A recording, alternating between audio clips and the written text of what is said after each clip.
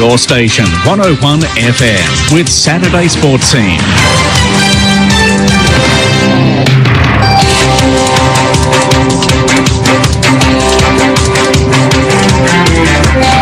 Good morning and welcome to Sports Scene for another week. We take you through all the latest and greatest issues from the world of sport, from the locals all the way up to the internationals. I'm your host, Kevin Braysher. A big show planned for you again this morning. Joining me at the panel from the QRL, Mr. Ethan James. Ethan, welcome to Sports Scene again. Good morning, Kev. Great to be here as per usual, mate. Great to have you here again, mate. A big night in rugby league last night. Of course, the Queensland Derby with the Broncos getting up, and of course the return of Sonny Bill Williams to the Bulldogs against the Bulldogs, this time for the Roosters, and boy, didn't he deliver. Yeah, Sonny Bill, he just keeps getting better and better. It's quite remarkable. He's throwing cutout passes and scoring tries. It's quite something, isn't it? Under all sorts of pressure, and he just delivered on all fronts, Sonny Bill, last night. We'll talk about all of that shortly. Also joining us at the desk from the Australian Karting Association, Mr. Lee Hanatscheck. Lee, welcome to the show. Thanks, Kev. Great to be with you once again, back in the studio. It's great to have you here back in the studio, mate. It's a pleasure to have you on the occasions that you are here. Of course, we'll talk about all the motorsport at 9:30, but we saw it yesterday. Of course, we talked about all the drama between Sebastian Vettel and Mark Webber a couple of weeks ago. It sort of reignited again yesterday with some comments from Sebastian Vettel. Sort of? I just said off air, boy, yeah, Sebastian Vettel, that has just reignited. It's like he's just thrown methanol onto the flame. I'll leave it at that for now. We'll talk about more later, but yeah, he's literally just reignited the flame in a big way. We will get to it. Basically, what he said is that Mark Webber didn't deserve his help, and it's upset a lot of people, understandably, the way he said it. But Darren Madigan is also with us, founder of Sports Scene. Darren, welcome to the show. Good morning, everybody. It's Saturday, April the 13th. The week has brought out the best and worst in people, hasn't it? We had an apology from Sonny Bill Williams half an hour after the game last night. We've only waited 4.5 years for that if you're a Canterbury supporter. And of all sports to bring out the best and worst this morning, it's golf. Masters, the biggest weekend of the year in world golf, and we've got an old man sitting at the top of the leaderboard, but an old favourite in Fred Couples. And we've managed to see another old man walk alongside a very young 14-year-old Chinese man who's doing very, very well, and basically take a stroke off him and act internationally like a bully on international television. Wasn't pretty to watch and pretty unnecessary, and we'll talk a bit about it later. Just run us through quickly exactly what happened with that one, Darren. Well, basically on the 17th hole, Tian Lang Guan, who is a 14-year-old amateur who just being at the tournament is amazing. He's 4 over after his 2 rounds. He's finished the 2 rounds. On the 17th hole, I believe it was, you're supposed to get through your shots in 50 seconds. Nobody does that. Nobody's done that for 3 decades. Right? And the last person who was pinged a shot for doing this on the PGA Tour, not just the Masters, was in 1995. And this guy's come out, and I'm sure he's doing his job and everything like that. He's come up to a 14-year-old kid who's the story of the tournament and taken a shot off him. Now, when he took the shot off him at 4 over, that was the projected cut. Now that's slipped out to 5 over, so it looks like the kid might be safe. But if he had missed the cut by a stroke because of that, wow, can you imagine? There's already an uproar worldwide over this in golfing circles, and don't underestimate how big journalism in golf is. You've got ex-players, you've got journos, everybody around the world jumping up and down about this at the moment. Well, we'll keep up to date with the Masters throughout the rest of the show. Darren will keep us up to date with that. We'll jump into all the scores from overnight in recent times. Right now in the NRL Round 6 last night, the Broncos 12-10 over the Cowboys. Cracking game of football at Suncorp Stadium. 42,000 fans packed out Suncorp to see that one. The Queensland Derby always delivers. 2 tries to Josh Hoffman, who was the star on the score sheet, but the Broncos seem to have really turned the corner in the last few weeks and look a much better side than we saw early in the season. Another team that's really looking strong and really warming to the task this year is the Roosters. 38-0 over the Bulldogs at Allianz Stadium. A big vocal crowd there to see the return of Sonny Bill Williams to play against the Bulldogs. And if you were there to see if Sonny Bill could deliver, he certainly did, and you weren't disappointed on that front. 38-0, the Roosters getting up over the Bulldogs, who are now 1 from 6 after the first 6 rounds. Who'd have thought that with last year's grand finalists? Kev, can I stop you there for a second? You said a big vocal crowd. 22,000 there in Sydney. That must be Sydney full. but there was 42,000 of the Brisbane North Queensland game. I was going to express the Sydney full thing. If Ethan wasn't here with us last year when I coined that term, I said it's full. Well, it's not totally full. It's Sydney. No, it's Sydney. 20,000 and 80,000 seat stadium. That's Sydney full. 40,000. That's brilliant. I love that. I hadn't heard that before. I'm going to use that from now on. I hope so, mate. Sydney full. I love it. We'll get to the rest of the NRL after the first ad break. It's short time. Also, me and Ethan are going to go through some test teams that we put together. Of course, the Anzac Test coming up next Friday night. In the AFL Round 3 last night, Essendon came from behind to claim a win over Fremantle 10-12-72 to 9-14-68. They were a long way behind at one point. They've got lots happening off the field, Lee, but Essendon, they find ways to just keep winning week in, week out so far. Yeah, I only saw a little bit of the last quarter of that match, and the emotion in those last 5 minutes, then after the game, you would have thought they've just won a grand final. It wasn't just the emotion they showed on the field, but it was the emotion in the interviews after. It was the emotion in the change rooms. It was all of that side of things. We'll talk about it later in the AFL, but an amazing effort to come back from 6 goals down in the West to take the win, their second win on the road in this year. It was insane. It was insane. It was an amazing match. And of all the places to do it too, over there in Perth, it's a tough place to win. They showed plenty of heart there, Essendon. That place was more than Sydney full. And they didn't score a goal till halfway through the second quarter. Mm-hmm. It was an amazing fight back from Essendon. Yeah. We'll talk about all the AFL in the second hour of the show at 9 o'clock. Craig Crowley's not in studio with us. He's a little under the weather today, but he will be on the phone with us at 9 o'clock. So that's when we'll talk all that AFL. Last night in the A-League preliminary finals, the end of the road for the Brisbane Roar, but it came at the hands of the Western Sydney Wanderers, the fairy tale story of Australian sport this year. 2-0 they got up in front of jam-packed Parramatta Stadium. And, if you see the scenes of that place, it's unbelievable, isn't it? I was actually out last night and we were watching the NRL on one screen at the pub and the football or soccer on the other screen. And it was just an amazing scene to see the Western Sydney Wanderers well behaved at that point in time, I must say.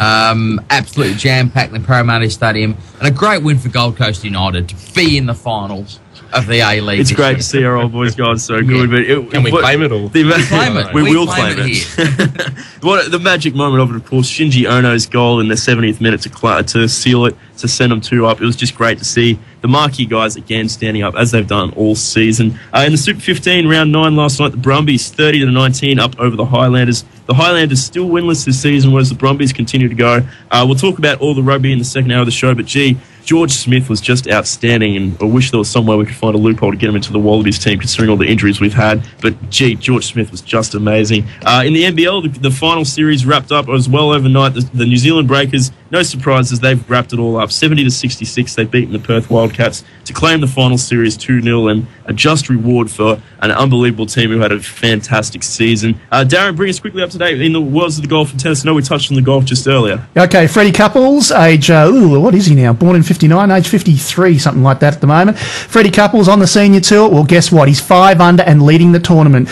He's tied with Mark Leishman, the Australian, and also Tiger Woods. The good news is all the Australians, all 4 of them, are in the top 10. Sitting and tied for 4th, John Sendon, along with him, Jason Day at 4 under the card, and at also 3 under, we have Adam Scott from the Gold Coast. So all 4 Australians looking really good there. As far as the tennis is concerned, men's US clay court championship, Leighton Hewitt was out earlier in the week. 2 quarterfinals played and won by Williams and Nicholas Almagro at the moment. Also a tournament in Morocco.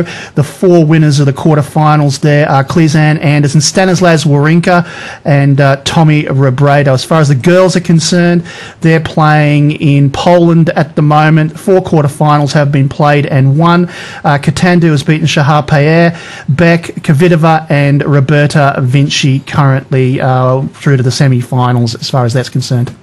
That's the stuff. Thank you very much for that, Darren. Big show planned for you all today. Plenty happening. Craig Crowley will be on the phone at 9 o'clock, as we say. We got motorsport. We got the Super 15. We got netball with Darren in the second hour as well. We'll go on the A-League. But after this first break, we're going to talk some rugby league. And with the representative season just around the corner, that's going to be our first topic of discussion. So stay with us. Wait, huh? Oui, monsieur. Can I have the rest of this in a doggy bag? But of course, I love doggies. But please make sure you store the food properly so it doesn't go off and cause food poisoning. Looks fine to me. Oui is fine now, but after 4 hours unrefrigerated, I wouldn't feed it to a dog. I was thinking of having it tomorrow night. Well, that's okay, as long as you put it straight in the fridge when you get home.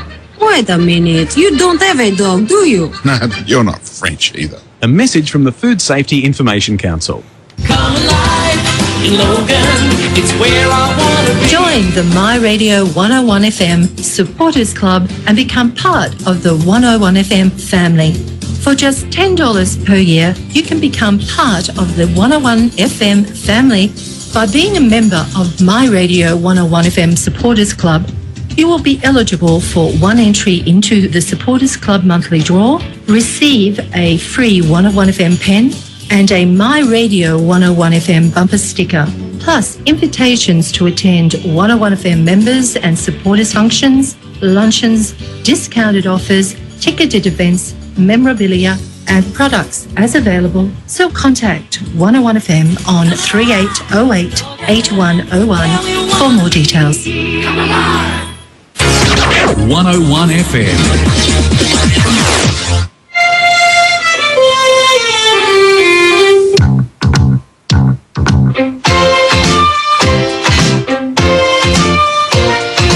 You're listening to Saturday Sports Scene on 101 FM. Welcome back to Sports Scene here on 101 FM. It's 17 minutes past 8. Your next fresh news update coming up at the top of the hour at 9 o'clock. It's Kevin Braysher, Ethan James, Lee Hanatscheck and Darren Madigan all with you. It's time to talk some rugby league now. And Ethan, next week, the test teams for both Australia and New Zealand get announced. I've given us some homework this week. We decided we'll both come out and pick our teams for what we'd like to see for Australia and New Zealand. And we come up with pretty similar teams, but a few changes. We'll go through the Australian team first. We'll start with the backs. I think there's a lot of things similar with us in this back line, but I think a lot of these guys pick themselves, don't they? Well, we got Slater at fullback for me, Darius Boyd and Brett Morris on the wings, Greg Inglis, Justin Hodges in the centres, JT and Cooper Cronk in the halves. Anything different on your side there? Okay, before he starts, I just want to make sure he's done his homework, because otherwise this is exactly, sit him out of the test side. I'm still on the show. I've done my homework, so I'll be sweet for another week. Good. You'll see, I rule with an iron fist, Mickey Arthur style. I'm trembling here. Kev's trembling. But yes, backline I've gone exactly the same. The entire Queensland backline, essentially, apart from Brett Morris there on the wing. Mm-hmm.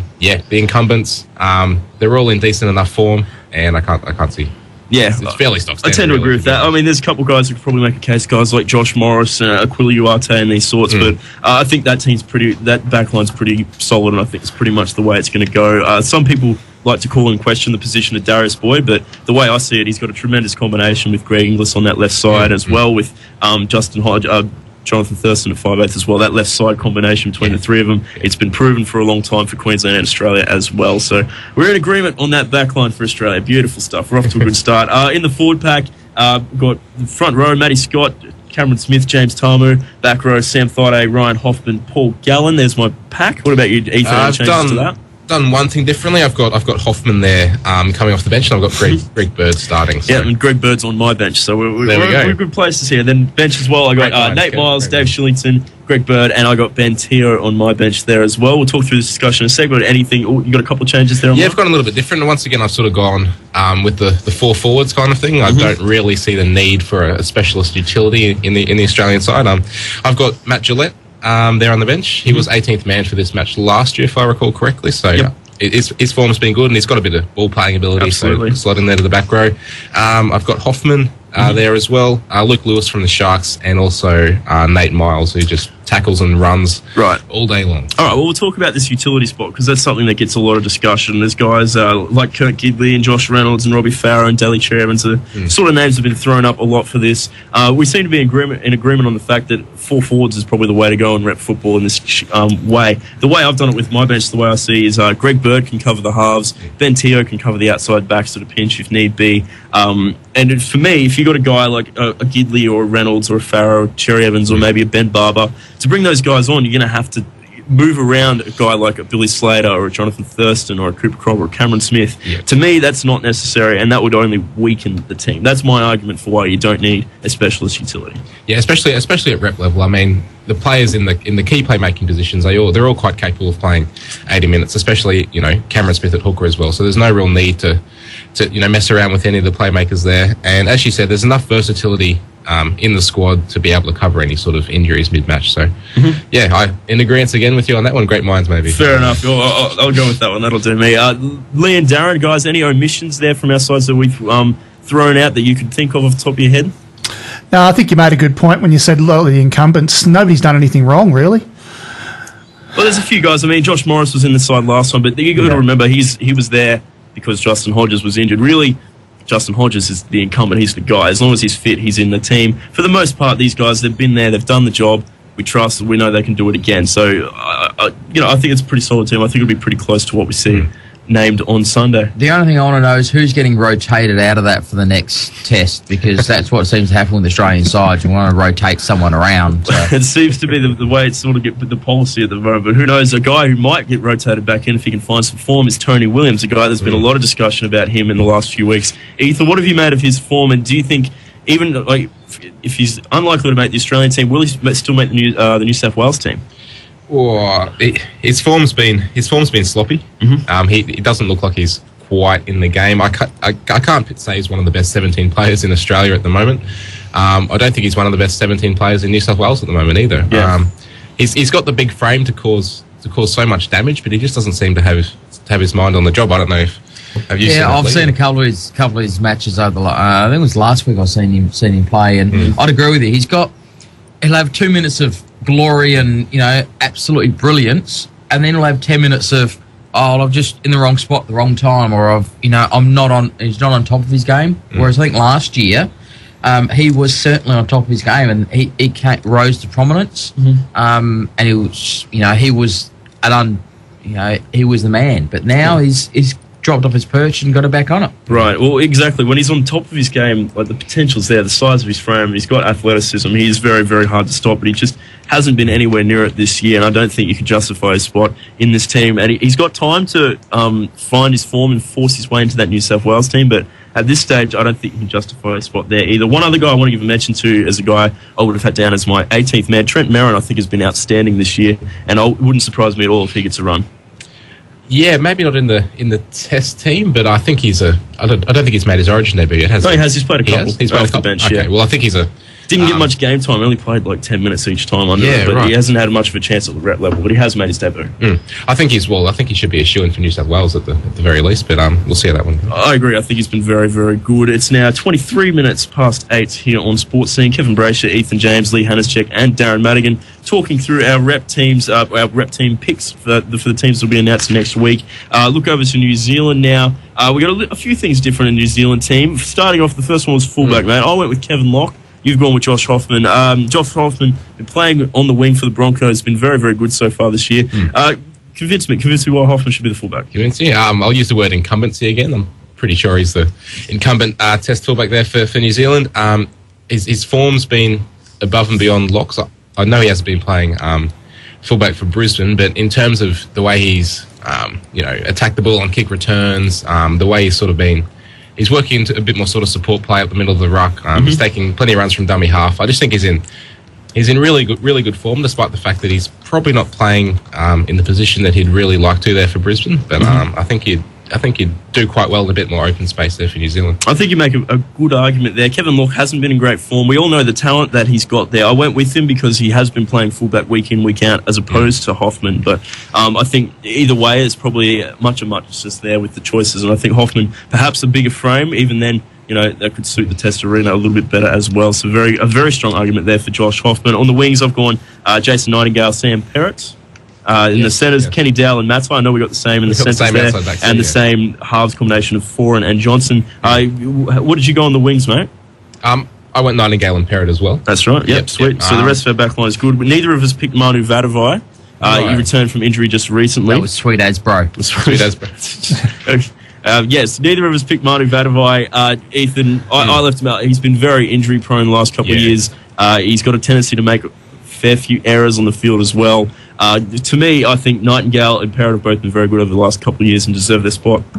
Nightingale's been sensational. He's almost been the best winger in the NRL over the first sort of month. Some of his finishes in the corner, the corner has been spectacular. Vadabai, I think, still a bit short of a run. Yeah. And to throw him into a test match when I don't think he's quite, match fit and all that sort of stuff. So to throw him into a test match, I think is probably a bit too much to ask from him now. And as you said, he's prone to the odd error. So especially at the expense of two guys who've been very good in Nightingale and Parrott. We'll go to the forwards now. I've gone with Jesse Bromwich, Isaac Luke, Sam McKendry in the front row, Simon Mannering as captain, and then Sonny Bill Williams and Jeremy Smith in the back row. On the bench, gone for four more forwards again. I've gone Marcelino, Warriera Hargraves, Greg Eastwood, and Dean Hallertau. Dean Hallertau can cover the centres and hooker, sort of played a similar role to the utility place, but he also comes in as a hard-working back rower. What about you, Ethan? Any changes to that? I've gone a bit differently. I've got Kenny Bromwich and Jad Warriera Hargraves starting in the front Jesse row. Bromwich, me? Jesse Bromwich, sorry, wrong Bromwich. Yeah, Kenny's playing at East Tide. It's going to be quite a promotion. That's true. He did make his debut for Melbourne on the weekend. He did a good job. Yes. Anyway, moving on. We've got Isaac Luke there at hooker. Sonny Bill Mannering and Jeremy Smith in the back row. Yep. The bench is a little bit different. I've got Greg Eastwood there with Alex Glenn to sort of cover the back row. I like Alex Glenn a lot. Yep. Ball playing a bit. I've also got Sam Rapira there to interchange at prop, and I've gone for a bit of a sort of strange one perhaps, but I've got Thomas Luluwai there, who's of course playing in the halves for the Warriors at the moment. But and has plenty of experience in that New Zealand team. He does.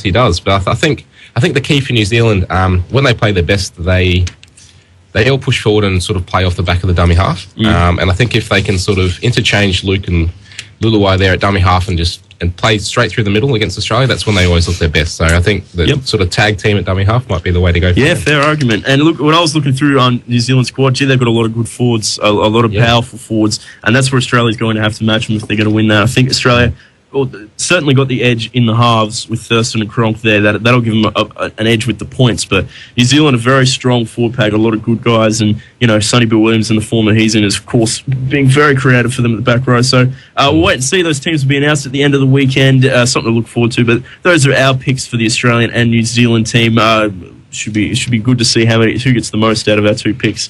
That'll be a little bit competitive. Counting or anything. I'll be counting. Don't worry about that. So there's no battles here at all.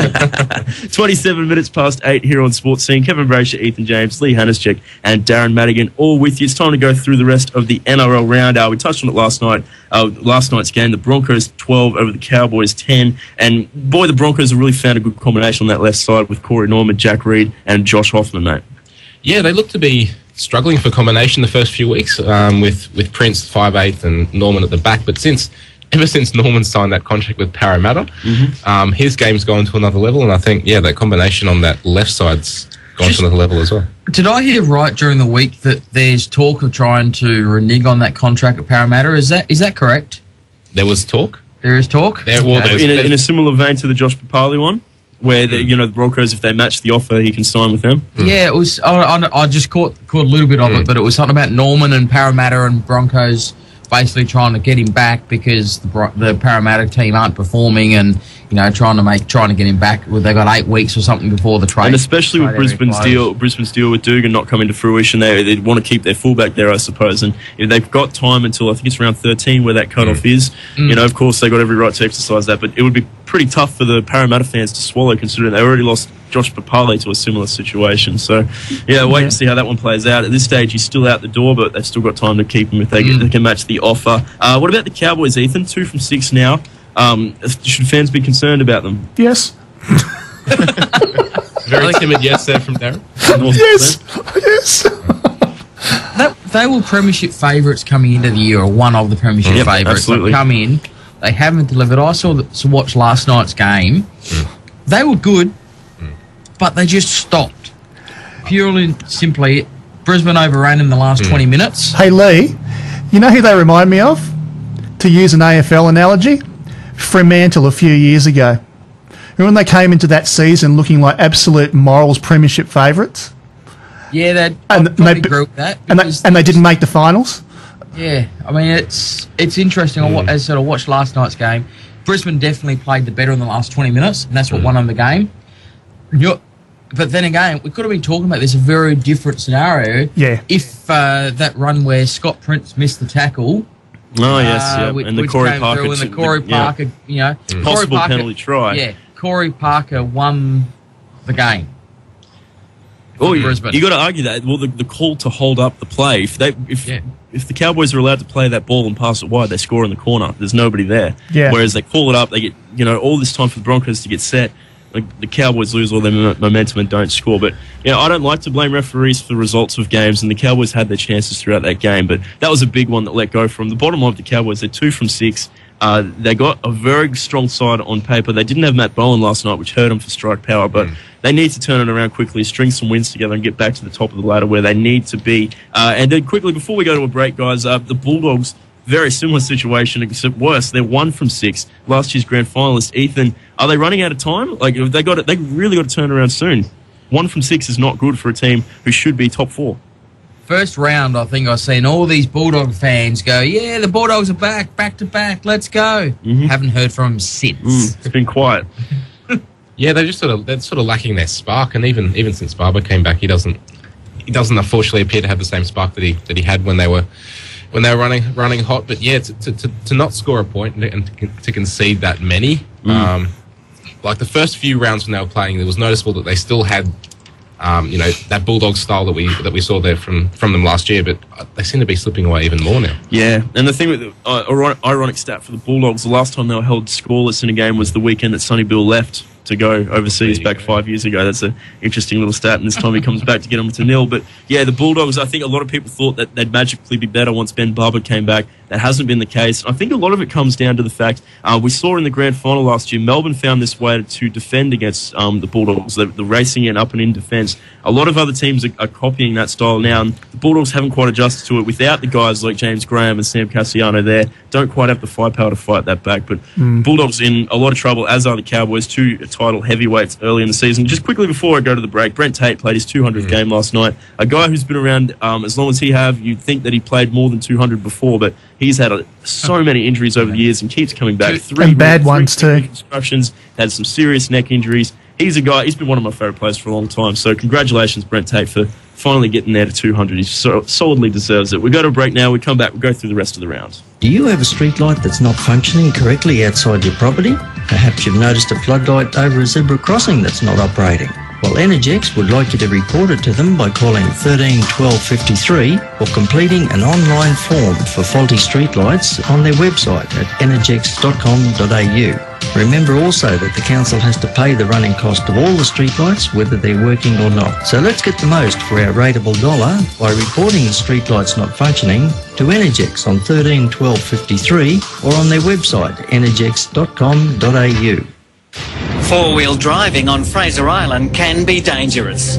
Take sand driving seriously. Don't let your trip turn to tragedy.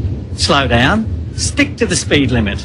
In good conditions, 80 kilometres an hour on the beach and 30 on inland tracks. Slower is safer. Seatbelts save lives. Wear them, it's the law. Police patrol the beach anytime. Make your visit to Fraser fun, not fatal.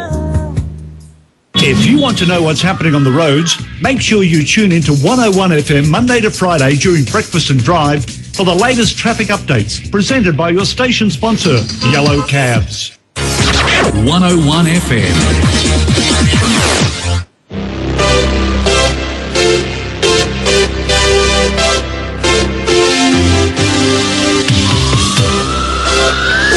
Now it's back to Saturday Sports Scene on 101 FM. Welcome back to Sports Scene here on 101 FM. It's 34 minutes past 8. Your next fresh news update coming up at the top of the hour at 9 o'clock. It's Kevin Braysher, Ethan James, Lee Hanatscheck and Darren Madigan all with you. It's time now to talk through the rest of the rugby league round. Tonight, 5:30 p.m. at Hunter Stadium. The Knights versus the Panthers. I don't think there's too much to say with this match. I think the Knights pretty heavy favourites in this one. But during the week, I don't know if we all saw Darius Boyd's media conference during the week. If you just want to tell me next question, go ahead. But basically, they ask him, how's your form going? He says, next question. Doesn't want to talk about it. Short, one-word answers, all the rest of it. This isn't the first time we've seen Darius Boyd do it. And isn't the first time we've seen rugby league players in general perform poorly in front of the media. My question, and Lee and Darren, I know this is probably up your alley as well, with the AFL, AFL players seem to be much better trained and much better versed in working with the media. Why is rugby league so far behind? Well, go on. I just can't explain it. It's simple as that. I can. I don't understand how you can accept a player standing up at a media conference and going, next question. You're at that level, you should be training the players. If they don't want to answer a question, there are ways to answer the question without answering the question. Yeah. Quite simple.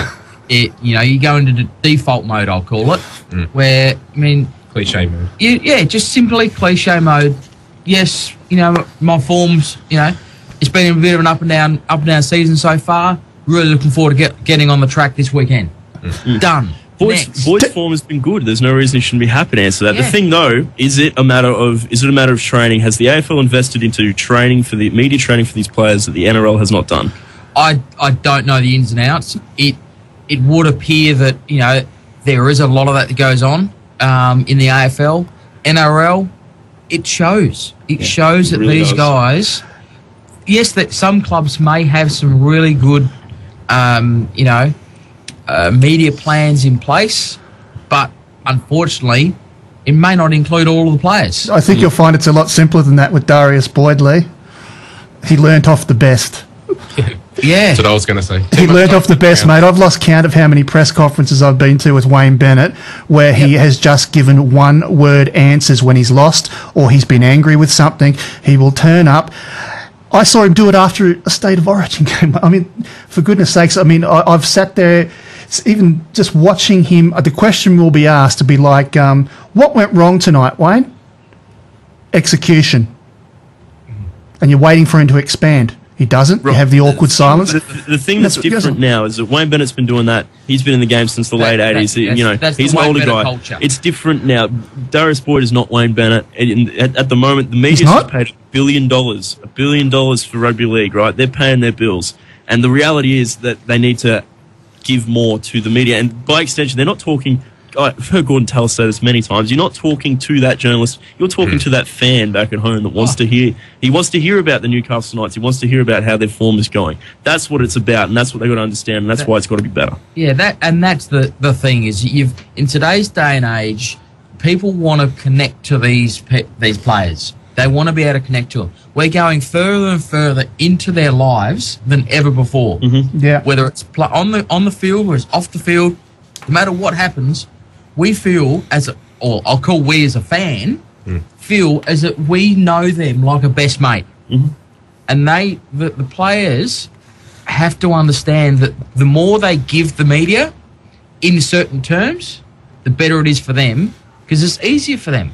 Because right now, if Darius Boyd has simply answered that question, we wouldn't be talking about him as a person. We'd be talking about the game and the sport. It wouldn't have been anything. Yeah. It wouldn't have been anything. Take the answer and move on. That's it. Yeah. Just last word on it, Dan. We've got to move on. Yeah, you've got to remember, the media manager's got a lot to answer for too. He knows who amongst his players are good to put up and who aren't. And he has a lot to answer for in that front. I mean, I could give you a full-on answer about, which I won't do, but about the difference between AFL players and NRL players in my experience down through the years of dealing with them. But then we'd only get into a big argument. But I can tell you, it comes down to the media manager's job, who he's going to put up to speak to people. And if someone isn't good enough and you know they're not, then you train them.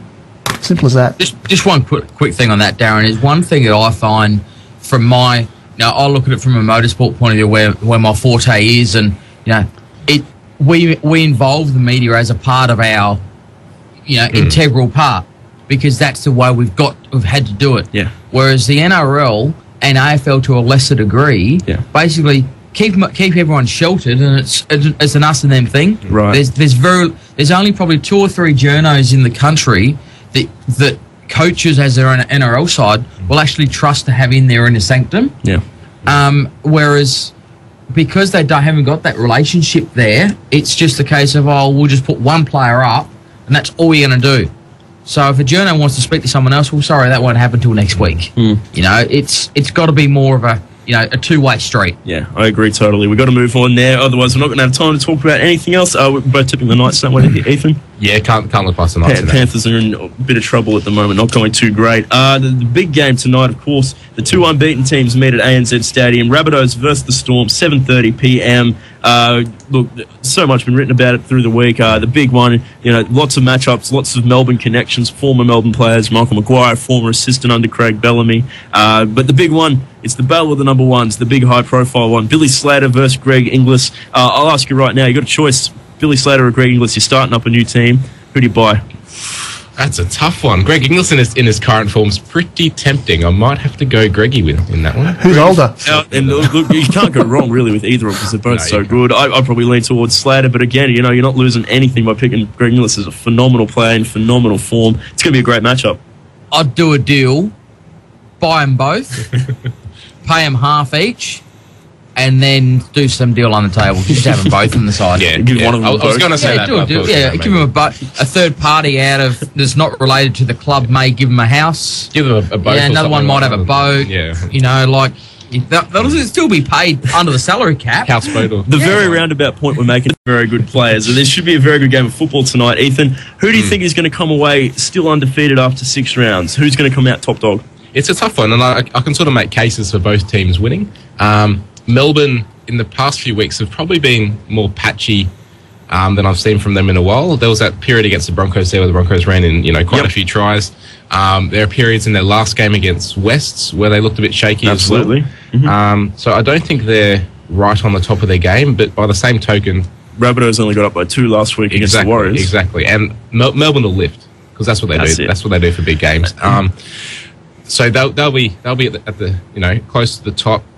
There have been some concerns over Slater's fitness as well, which he's been in a moon boot all week, but they say he definitely will play. Look, I tend to agree with what you're getting at there. Melbourne always lifts for big games. I think Melbourne will drop. They will eventually have to have a down week. I don't think it'll be a big profile game though at ANZ Stadium against the other undefeated team. I think Melbourne will lift, and I think they'll come away still undefeated. Yeah, but looking at South, I mean, they've got such a strong pack. Absolutely. And teams that have found success against Melbourne have just battered and bruised them up the middle. Yep. So the two Burgess boys, if they can just run straight like Martin Lang used to, I can see them causing some damage. I don't know. I can't split them. It's going to be a great one. It's going to be a great game of football. I'm really looking forward to that one tonight. Go the Rabbitohs. There we go. Go on all. Look, it'll be a great game of football. Everybody wins in that one as far as from the spectator's point of view. The other game tonight, the Raiders up against the Warriors. The Raiders coming back from 16-0 down last week against the Roosters to find a win at home. Terry Campese set to make his long-awaited return. He's had a couple of wretched years with injuries. Can they beat the Warriors at home, mate? They can, and if Melbourne and South Sydney is going to be good to watch, I'm not quite sure of the standard in this one. I don't know. How do you see it, Lee? What do you reckon? Canberra are just so hot and cold. They are hot and cold. They are so hot and cold. They had the opportunity to win last week. They got overrun. This really has to be their turning point to start to get some runs on the board. I think they've got to make it happen. But I do agree with your comment. Like, you look at those two matches and you go, I know what I'm going to watch. That's right. But I think the Raiders will probably get round. I don't quite like watching the Raiders in spite of what you two are saying, but I think it'll be an entertaining game of football at the least. But yeah, the Rabbitohs Storm's the game to watch tonight. I like the Raiders in that game at home. We've got to shoot through just with tips on these ones because we're running out of time. We've got to go to another break. Sea Eagles Sharkies tomorrow afternoon at Brookvale, 2 p.m, mate. Yeah, Sea Eagles with Brett Stewart to score 2 or 3. Yeah, they're very good at home at Brookvale, and the Sharkies looking to be in a real hole at the moment. Quick mention that Paul Gallaty honoured his bet with Ricky Stewart, and he walked down Cronulla in Speedos through the week, raised $10,000 for charity for the Menna League Foundation, who was, this is Menna League Heritage Round, I should point out. So well done to Paul Gallant for that. The West Tigers up against the Dragons at the SCG. The Dragons won 2 in a row. Can they make it 3? I think they probably can. Benji Marshall missing for the Tigers. Yeah, I think they can too. West have got a few out, and I like the Dragons. The Dragons pack should be too strong for the West. Yep. West forward there, I think. I'll agree with that. And then on Monday night, 6:30 p.m. at Skilled Park on the Gold Coast, the Titans up against the Eels. Is it Monday or Sunday night? I think it's Sunday night. My apologies. Yes, it is Sunday night. I've misread that. Yeah, Sunday night because then the test teams get picked, of course. Yeah. Yep. No Monday night football. Albert Kelly under a cloud with injury. He looked like he's gone for the season last week and he got carried on. He's been named to play this week. Look, I hope he plays, but I don't know if he will play. Dave Taylor has been dropped for disciplinary reasons. He'll miss 2 games.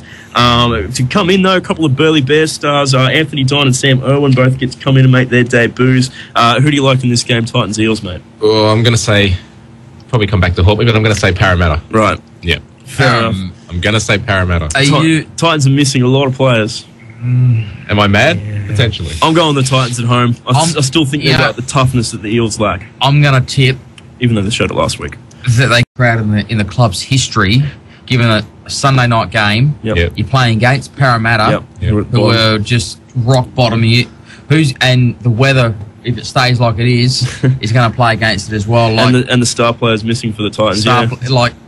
I'm not sure. That's interesting. I hope not. I hope not. I hope the Gold Coast fans get out and support it. But yeah, I think it's got all the recipes for a small crowd, that one, definitely. But we've got to leave it there. When we come back from the break, we'll shoot through the Intrust Super Cup round and talk a bit of A-League. So stay with us here on SportzScene.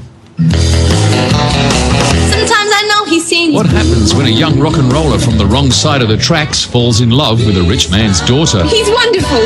He loves me and I love him. I'm not rubbish, Mr. Burns. When poverty walks in the door, love flies out the window. Come and ride the rock and roll roller coaster that is the world premiere run of new British musical Billy Bucket at the Crete Street Theatre, Beenleigh, from April 26th to May 11. Get your tickets online from beenleightheatregroup.com or call 3287 1377. Be there or be square.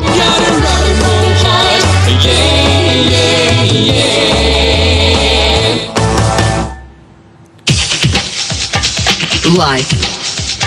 Life is for living. So live it. Life. Life is for giving. So give it. Giving blood is cool. Needing it isn't. Red Cross. Give a little.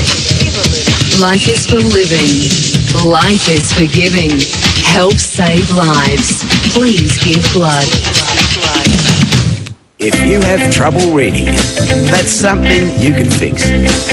1-300-655-506. You'd be surprised how many adults aren't able to write a letter, or read a website, or a tax form. But it's never too late to learn. Phone this number. 1-300-655-506. That's the Reading Writing Hotline.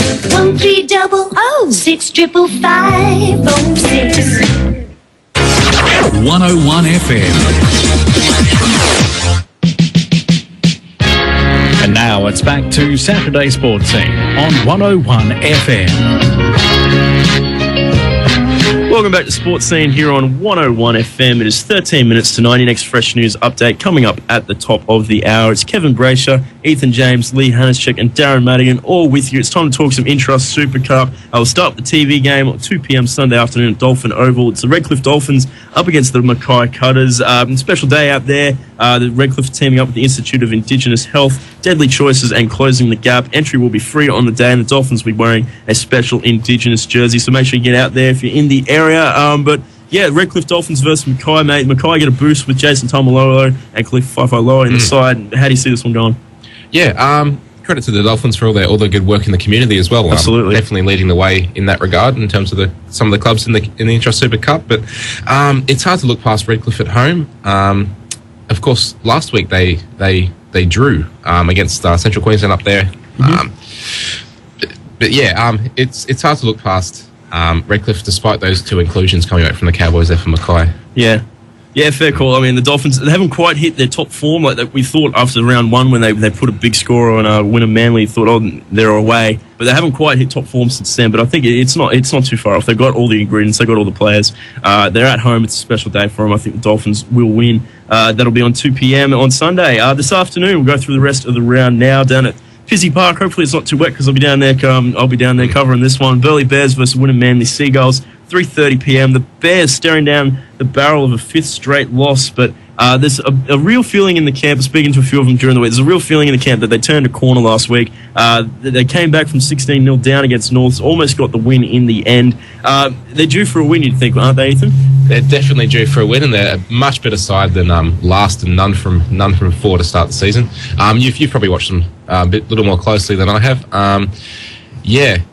the talk is they've turned the corner. The proof will be in the pudding, I suppose. Absolutely. I do fancy their chances. I mean, it's fairly wet and rainy, and Burleigh are the type of side that can sort of grit out a win. So it wouldn't surprise me to see them maybe pip Manly in a low scoring one. And particularly at home at Pizzey Park, they got a few guys missing, as we say. Anthony Don and Sam Irwin both been called up to the Titans. Tyler Chadburn comes back into the side at fullback to replace there. But look, the thing with the Bears that they have to get right is they have to play for 80 minutes. Last week, it was 16-0 after 10 minutes and the game was gone. The rest of the game they dominated. So the Bears, and they've done that for most of the games this season. For patches, they've been very, very good, but then they've had lapses that have cost them games. So the Bears, it's all about playing for 80 minutes. That's the entire focus for them this week. If they can play 80 minutes, they can win this game. If they don't play 80 minutes, they won't win this game. It's that simple. The next game tonight, North Devils up against the Central Queensland Capras, 6 p.m. at Claremont Sports Ground, mate. North Devils, as we say, they got away to a big lead against the Bears last week, almost got run down, and the Central Capras,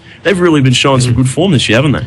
Yeah, seem to be saying the same thing each week about the Capras, but they just keep punching above their weight. I mean, they held Redcliffe to that, I think it was the 24-all draw, and Redcliffe only drew that with a try in the last minute and the conversion from the sideline. So they're punching above their weight. It's up north. I reckon they can ruffle a few feathers there with the Devils and maybe cause an upset. I wouldn't be surprised at all Central Queensland get up in that one. Remember, they beat the Bears the week before that as well with a come-from-behind win. So, yeah, I like. There's a lot of good signs coming out of the Capras at the moment. I think they'll win that game. South Logan Magpies up against the Ipswich Jets at Brandon Park at 7 p.m. tonight. South Logan got a win last week. I think probably Ipswich are a bit vulnerable too. How do you see this one? They were good against Sunny Coast, South Logan. They registered a pretty comprehensive win. I don't know. It's hard to look past Ipswich, though. I mean, they're just a tough footy side, and I think they've probably got too much strike out wide. So yeah, I'm leaning towards Ipswich there. Fair enough. Sunny Coast up against the Northern Pride. This is on Sunday afternoon, 2:30 p.m. at Stockland Stadium. The Pride suffered their first loss last week to the Tweed Head Seagulls. Losing Robert Louis turned out to be a big loss for him. He's, of course, got injured in that Cowboys game last week. How do you see this one going? Are the Pride going to still be a big force without Robert Louis in that side? I think they've still got the talent and the skill and everything else to be a huge force. I reckon they'll bounce back in a big way, and I reckon Northern Pride 13+ is. Fair enough, mate. All right, we got the two teams with the buys this week: Tweed Seagulls and your East Tigers, which means you get a weekend off as well, Ethan. 2 in a row, mate. That's not a bad going for you. I don't know what to do with myself. All right, well, that's it. That's the Intrust Super Cup for this week. It is now 8 minutes to 9. Your next fresh news update coming up at the top of the hour. It's Kevin Braysher, Ethan James, Lee Hanatscheck, and Darren Madigan all with you. It's now time to talk some A-League, and we saw it last night. The fairy tale continues for the Western Sydney Wanderers, but the journey ends for the Brisbane Roar. 2-0 the Wanderers got up. The Brisbane Roar did really, in the end, a really good job to find themselves into the finals and get a head of steam up and some momentum, but really, I don't think a lot of people expected them to beat the Wanderers, who have now gone 13 straight games without a loss. Darren, how good are the Western Sydney Wanderers going? Look, I think it was a just result. I think it would have been a bit of a travesty if they had got knocked out simply because the final system, allowed this. It's a weird final system which could see you eliminated even though you finished on top of the ladder after playing one final, which I think a lot of people would disagree, especially in Australian sport when you're used to finishing first or second on the ladder and getting a double chance. Western Sydney Wanderers, they've had a magnificent year. If they don't go on and finish the job, I'll be very surprised.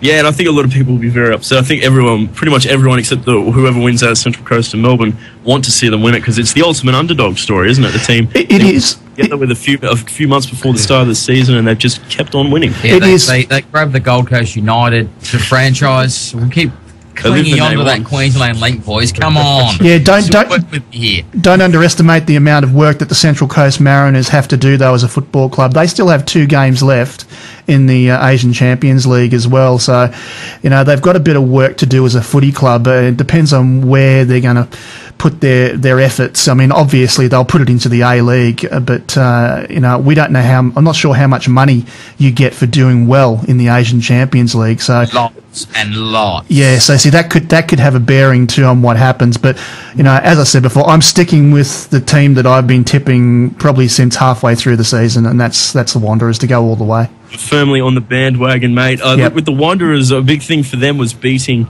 the Brisbane Roar, 2-time defending premiers, in a sudden death final. As we say, there was no second chance for them here. They proved they can keep winning in the regular season, but there was that question mark. The Roar have proven over the last few years in sudden death when they're staring down the barrel of Raw, they're the best in the business. To come out and beat the Brisbane Raw in a sudden death semi-final like that, it answers all the questions, doesn't it, Darren? I think it does. I mean, Brisbane went about as far as I expected to in the finals, but then again, we didn't really expect them to be in the finals a few weeks ago. So, it's been a magnificent achievement for them to get as far as they have. I still think they were probably a week further in than most people would have expected them to get. But, in the end, the result was what was expected. Yeah, fair enough. And the other game this weekend, Central Coast Mariners up against the Melbourne Victory at Blundstone Stadium. That's Sunday night, 5 p.m. Look, how do we see this one going now? I think this one really could go either way. I tend to lean towards Central Coast Mariners due to they're at home. They've been very consistent side for most of the year, but the Melbourne Victory have been very, very good as well, just nipping at the heels. I think this will go down to the wire. I agree, and I'm actually tipping an Ange Postecoglou victory here, and that wasn't meant as a pun, but I realise it came out as such. But, it's impossible to avoid when the team is called Victory. It really is, but he's proven what a great coach he is, and I just think that the Mariners in the last quarter of the season. They've been getting the results, but there's just something about them that's a bit quiet. Haven't been their best, have they? No, they're just a bit quiet. And they started out very strong in the earlies, and they were they were the early season favourites. Absolutely. And then they've sort of just plateaued out. They haven't gone bad, but they just haven't continued to rise. And I think that's one thing that Ange Postecoglou can do is he seems to be able to get his side up for those big games. And really ramp when he needs to, and that's I think is going to be the key. Is that experience at that level will turn it. I think plateau is the perfect word to describe the Central Coast Mariners in the back end of their season. They hit the top form early, and they haven't really gone up in the next year. And you need to be able to go up the next year in the final situation. The Melbourne Victory, Ange Postecoglou has proved he's done it before. Look, I know we're tipping the Western Sydney Wanderers against whoever they get through, but let's say one of these sides do get through. Who would you back for one of these sides? Who would you back against Western Sydney? Based on current form, I would probably say Melbourne Victory because they've once again, if you put those two sides together, Central Coast and Melbourne Victory side by side, right now they're probably the same sides. Right. But the experience of the Victory then puts them up, into fifth gear. Yeah. Whereas Central Coast would still be stuck in fourth. Right. We know that the Victory can go up a gear. Yeah. I tend to agree. I think Western Sydney will start favourites regardless. They got the home ground advantage. They'll have that massive crowd behind them. But I get a sneaking feeling if Victory can get there, that they're capable of an upset. They are no doubt capable. They are certainly capable if they can get there. And that's a big thing. Let's not forget the amount of games they've had to play. They've not only played A-League, but since February, they've been to Japan, they've been to China, they have been to Korea, they've been all over the place playing Asian Champions League football as well. So, it's a big ask for a team and a competition that isn't used to that many games in a season. Yeah, that's right. Look, we'll leave that one there for the moment. We've got 2 minutes until the top of the hour. Look, it all wraps up next week in the big A-League Grand Final. Darren, what's happening with the world of European football? All right, winners during the week and all the way through to the semi-finals. Borussia Dortmund over Malaga. You've got Real Madrid over Galatasaray. Paris Saint-Germain and Barcelona played a 3-3 aggregate draw, but Barcelona go through on the away goals. And Bayern Munich, who I've tipped to win the whole thing, 4-0 on aggregate over Juve. So the semi-finals have been drawn on the 12th, on Friday, and it will be Bayern Munich, and I'm shattered at this. Bayern Munich at home to Barcelona. I was really hoping that would end up being the final. And Borussia Dortmund will be at home in the first leg against Real Madrid. 4 of the world's great football teams up against one another. As far as Europa League is confirmed, the semi-finals have been decided there, and it will be Fenerbahce at home to Benfica, and the Swiss side Basel playing against Chelsea. But Bayern Munich is still my tip. But up against Barcelona, if you don't enjoy watching those sort of games of football, you don't enjoy sport. Absolutely, mate. It's as big as it gets. What about the golf thing, mate? Any quick updates on the leaderboard? Yeah, as far as the leaderboard is concerned, Fred Couples still lead. Oh, obviously he's finished his rounds, but he's still leading from Mark Leishman. Jason Day is tied with them. Still 3 holes to go. He's currently 3 under, but 5 under for the tournament. And Adam Scott from the Gold Coast tied in 9th at 3 under. Joining us on the line, Mr. Craig Crowley. Craig, welcome to the show. G'day, Kev. How are you, mate? It's good to have you here, mate. We've missed you in the studio so far, but we've got you here for the AFL, which is all the important stuff. Look, we'll jump straight into it. The big issue during the week in the AFL, James Hird, basically, a long story short, has been accused of taking performance-enhancing drugs himself. He is, of course, the coach of Essendon, the club at the centre of Asada's investigation in the AFL. Craig, just sort of lay it out for us. What does it all mean for the coach to be taking this stuff? If, like, of course, it's all allegations at this point and it's all still under investigation, but if it were to come out this way and with the way it's all playing out, what does it mean? Well, at the end of the day, like, if he has taken it, there's nothing within the rules to say he can't take it, because as a coach, it wasn't banned at that time for him, but it implies that the public club has taken it because it's in the system, and then you've got the text messages to say, well, that he's dealt with Dan. Yeah. Go on. I think the thing there, Craig, perfect what you said is that, he's come out and said that he's taken 2 injections last year for health reasons. He's got the communication and that it's allegedly has gone between himself and Dank, and it's just a culture thing. I mean, I had this conversation last night actually with my wife, who was interested in AFL. I'm not sure what's going on there, but she said, so can he take anything? I said, well, technically, as you say, Craig, there's nothing stopping him. But it's the image that it puts out there about the Essendon Football Club and the AFL, that if he's taking something that the players shouldn't be, why? Where is it coming from? How much of it is around? As you said, if it's accessible to the coach, it's accessible to the players. And the thing about it, what James Hird's actually saying, he goes, he needed it for health purposes. He was actually, for some reason, he was either crook or he needed some stimulant in his body because he was down and run down, whatever the case may be. I don't know what it was, but it was done under a health issue. So, and because even if it's performance enhancing, well, what does it do to a coach to be performance enhanced, as a coach? Whereas it does affect the players. All we're saying is it's at Essendon Football Club in some degree. Yeah. Yeah, look, I know, Darren, you've got some feelings about this. Andrew Demetrios has come out during the week and said one of the options that Hird can consider would be to stand down. He didn't tell him to stand down, but he said it was one of the options at his disposal. How have you seen the whole situation go down? Should he consider standing down? And what are your thoughts on how it's going? Well, it's the old chestnut that I've been on for a long, long time now. Our whole legal system is supposed to be based on the laws of natural justice, and that is that you are innocent until proven guilty. Now, at the moment, there's a whole heap of hodgepodge of things coming out. One of the big questions that came out for me during the week is, where the hell did these text messages come from? I mean, how did anyone get a hold of them, for starters? Do we know if they're fair income? Do we know if they're real? Who's acknowledged that they're actually the real thing? Some of the stuff that was said in there was obvious, it was pretty damning, but by the same token, why was it out there in the public domain in the first place?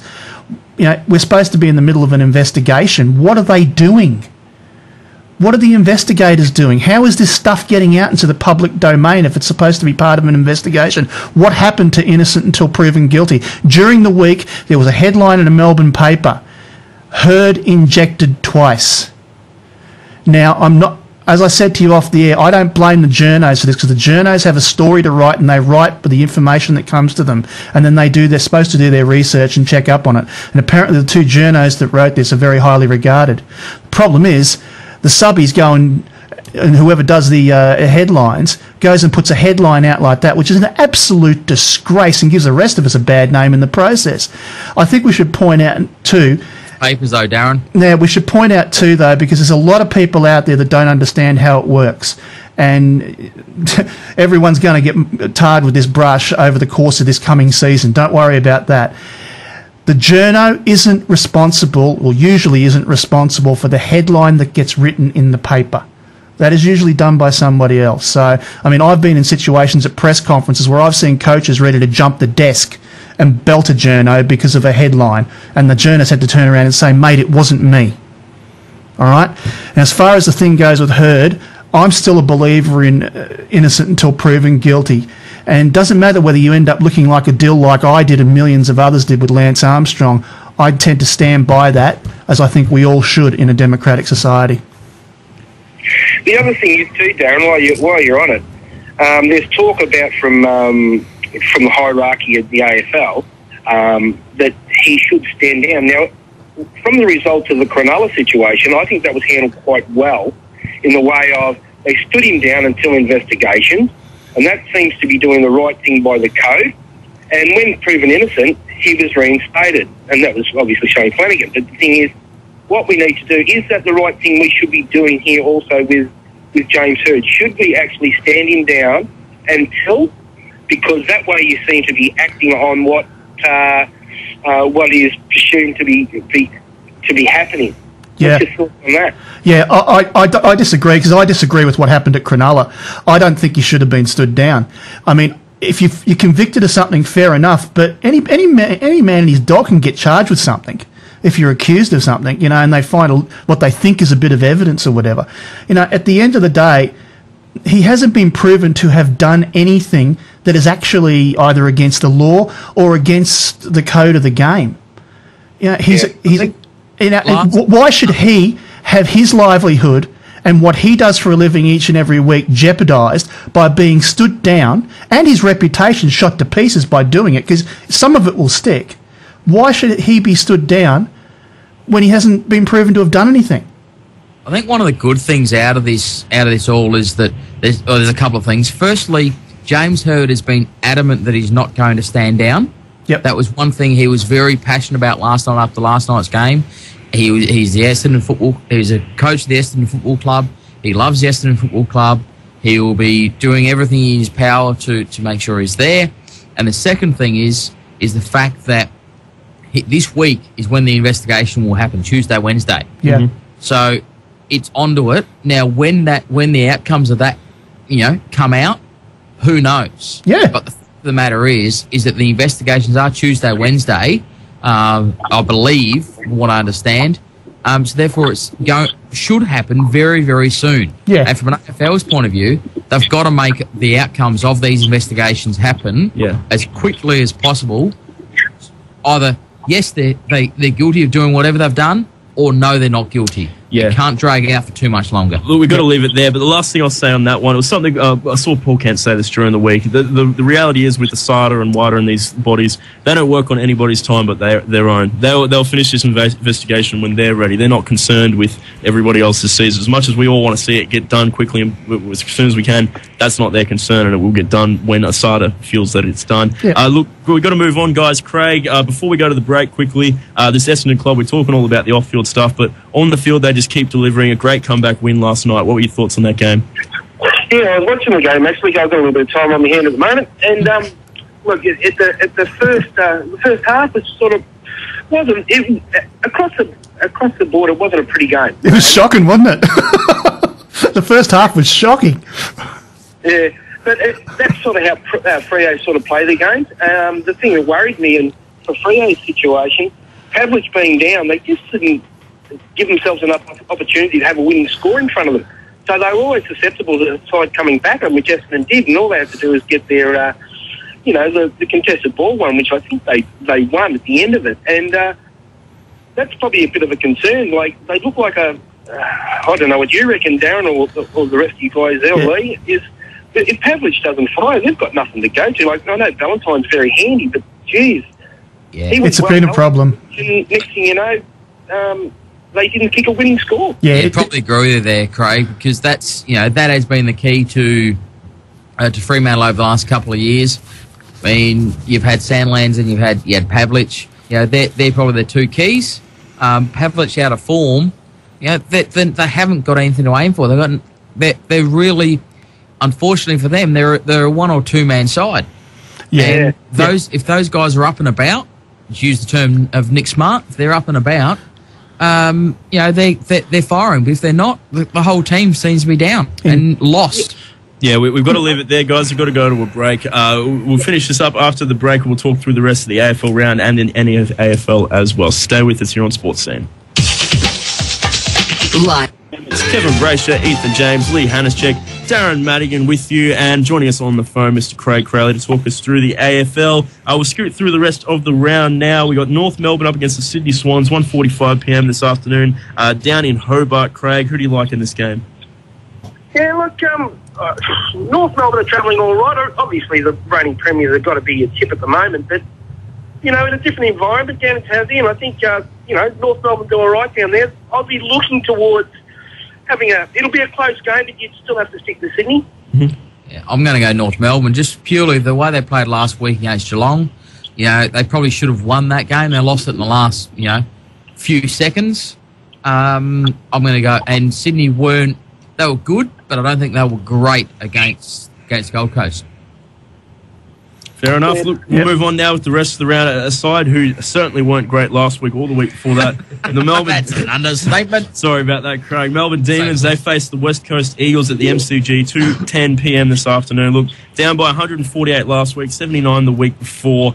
Look, they've said come out through the week, look, it's a rebuilding process, but even during a rebuilding stage, getting beaten by 148 isn't acceptable, is it? How many years did it take to rebuild, Craig? Can you tell me? Yeah, I don't know. The biggest thing was, it's like, if you haven't got the cattle, that's fine. Right. But you can tackle, you can do all your 1%ers, which, it's a phrase that's probably overused a little bit, 1%ers, but you can still contribute with body. They didn't contribute with body. Their tackle rate was poor, and they didn't have it a lot of the time. So, if you go out there and you're going to get beaten, you have a go, isn't it? That's all we ask. And I think it's a common phrase you hear from everyone, just have a go. Well, they didn't. They looked like they threw in the towel, and they looked for easy outs, and it was disappointing, to say the least. And, God, the only thing I can say in favour of Melbourne, they can only go up from what they did last week. So whether up against the West Coast is getting beaten by 120 points, I don't know. Right. I think it might be. What about the coach, mate? What about his situation there? How much pressure is he under? Craig Crowley for coach. Bring back Jack. He'd be under immense pressure, but the thing is, at the end of the day, they've given him the opportunity. He's had probably a year, or not even, probably to get things in place. You saw with Ross Lyons, he didn't get Freo straight to where he wanted. They had to understand what he was about, and they will eventually become a very strong side because of that. I think you've got to give him time. I think he's got to see the season out, even though all the people in the know are saying no, they're after his head. I think that would be just adding petrol to the fire, really, because if you just at the end of the day, they're not going to finish high. They're going to be at the bottom. Let's see how the season pans out. Give him every opportunity, and he might build him into something and give him something to hang their hat on. But at the end of the day, the coach has a lot to do with it, but at the end of the day, the players have got the biggest say. Fair enough. Right. Yeah, the players have got. They just don't believe in themselves at the moment. That's probably the biggest thing, is that they're playing this brand of football, which shows that they are not believing in each other and not showing, not giving 100%. That's the biggest thing. If they can start to bond together and actually go believe in themselves and win a quarter, that's all they have to do is go out this. If they can go out and win a quarter against West Coast, that's a goal achieved. Yeah, they got to do the basics. Self-belief you can't buy it at Coles. What were you going to say, Darren? They got to do the basics, and they're not doing the basics at the moment. I think they should stick with the coach. But the biggest thing about this game is one name: Lacroix. He's back. He's done a Jim Steins and come back. Well, I won't say, actually, I shouldn't say come back from the dead, should I? We used to joke about that, but he's actually dead now. But fair income. I mean, he broke his arm, and he's back after what, 2 weeks? He's back. Yes, his wings got clipped, but he's back. He's got clipped in his back. Quite of the day from Ethan. Oh, there's a pun. That's a goodie. I just want to leave it on. We're all tipping West Coast in that one, but we just hopefully Melbourne can show some fight this week. It's 22 minutes past 9 here on Sports Scene. Kevin Braysher, Ethan James, Lee Hanatscheck, Darren Madigan, and Craig Crowley, all with you, taking you through the AFL third round. The next game, the GWS Giants up against St Kilda. It's 4:40 p.m. This afternoon at Manuka Oval in Canberra. Bit of banter this week in the side, both of them without a win yet. You would expect St Kilda to fire up this week, Craig. Yeah, you probably would, but geez, I tell you, they're not pretty at the moment, and obviously their confidence stocks would be down. GWS, they're a win against nothing. Every time they go out there, they're giving 100%. They've still got a heap of kids. Their body's still undeveloped, but geez, they've got some skill. I wouldn't really be and no one's got a home ground advantage. St Kilda are out of their comfort zone. Look, you probably look nearly at an upset here. Fair enough. I mean, St Kilda went down to the Suns a couple of weeks ago as well, so you'd have to think that, GWS would have a shot as well. Yeah, I think this has actually got the potential to be a really close game. Yeah. And maybe Greater Western Sydney, if they can, if Greater Western Sydney can get their confidence up early in the game, I don't think you'll stop them. But if St Kilda get up on top of Greater Western Sydney in the first couple of quarters, then it will be all over. Yeah, exactly right. They've still got some very good experienced players in that St Kilda side, so if they get up early, it'll be hard to run them down. The big one tonight for Queensland is the Q Clash. Gold Coast Suns up against the Brisbane Lions, 7:40 p.m. at Metricon Stadium. Brisbane yet to record a win so far this year after going so strong in the NAB Cup. Craig, how do you see this one with the Q Clash going? The Gold Coast Suns, good win in round one, went down last week, but this will be an interesting one, definitely at Metricon Stadium.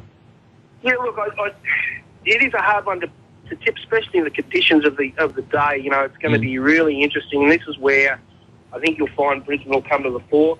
Bigger bodies, stronger bodies, more experienced bodies in tight situations. But in saying that, we know and we've seen how the Suns have developed physically over the summer period. So, look, it's going to be.